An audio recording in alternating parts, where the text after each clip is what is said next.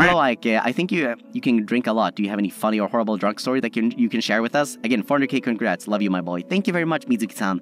Yes, I have a funny drunk story. A funny drunk story that happened is I am not much of a party person. I am very, like, reserved, socially shy, introverted, and whatnot. But there was one time where I got invited over to a friend's place. A lot of people showed up, a lot more than I anticipated.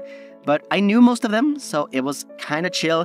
It was a lot of drinking, but it wasn't a lot of partying. It was sort of chill kind of vibe, if that makes sense. And that's what we did, essentially. We just drank a lot, and I had way too much to drink. When I started hitting, like, really high levels of drunk, I started, like, you know when you hit a certain level of drunk, you sort of start tuning out the alcohol flavor, and you're able to handle a lot more, like, a lot more aggressive mixes, for example.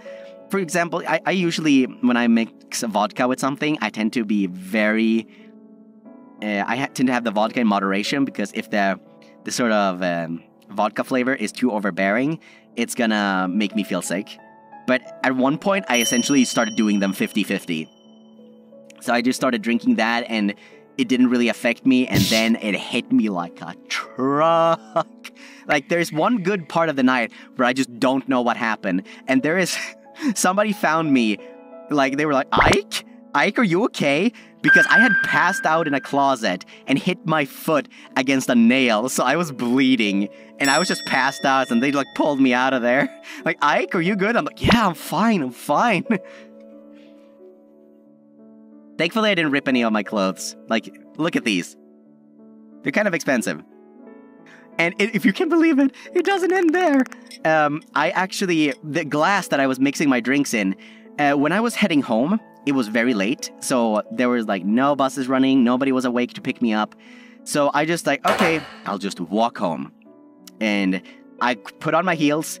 How I fell over is beyond me. Or how I didn't fell over is beyond me. So I just started, like, walking sort of like I was a zombie auditioning for The Walking Dead. Like, it was bad. And I started walking home, like, essentially, just walking like that. And then I realized, holy crap, I'm still holding the glass from the party. And I didn't know what to do with it, because at this point I was quite a ways away from where I was. I was like, oh, this isn't mine. What should I do with it? And in that incredibly inebriated state, drunk Ike decided that the most logical thing to do with this glass was look to the right, see that there was railroad tracks there, and yeet it with all his might onto the railroad tracks and listen to it shatter. I thought that was a good idea at the time. And then I just kept walking. I just kept walking, and it doesn't end there! Because at some point, I walked next to a little bit of a downhill. It was a little bit of a slope that was, like, grassy next to, like, where I was walking. And I thought to myself, you know, this walking thing is taking a while. You know what would be faster? If I rolled down this hill. So I did. And I had no memory of that, and, like, that part of my memory was kind of foggy. Then I got home to, like, where I was, and my roommate just asked me, Ike, why are you covered in grass, like, the morning after? And I started recalling these blurry bits and pieces, like, oh yeah, I did that. Okay, so funny story. You're not gonna believe this. And then I told them the story.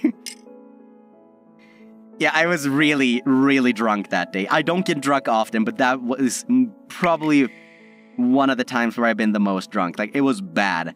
I was gone, man. Drunk Ike seems funny. He is fun. But he's kind of a double-edged sword. Sometimes he's fun as heck. Other times he is incredibly sad. And he also loves everything and everyone. Rolling girl. Mo ikai, mo ikai.